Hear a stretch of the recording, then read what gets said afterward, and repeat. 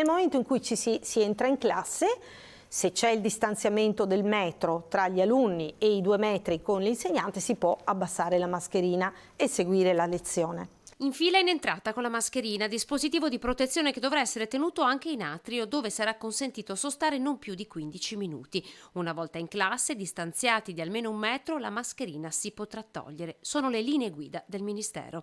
Nell'ultimo verbale del 31 agosto il Comitato Tecnico Scientifico parla solo di mascherine chirurgiche, mentre fino al 28 maggio in classe erano consentite anche quelle di prossimità, ovvero quelle lavabili in tessuto, decisamente più economiche per le famiglie. Hanno sostanzialmente convenuto sul fatto che, essendoci questa fornitura, le mascherine chirurgiche sicuramente possono assicurare anche una maggiore protezione. Quante mascherine serviranno per le scuole del Veneto? Io ho fatto un calcolo che essendo 11 milioni di mascherine al giorno per 200 giorni di lezione sono 2 miliardi e 200 mila mascherine che dovranno essere fornite.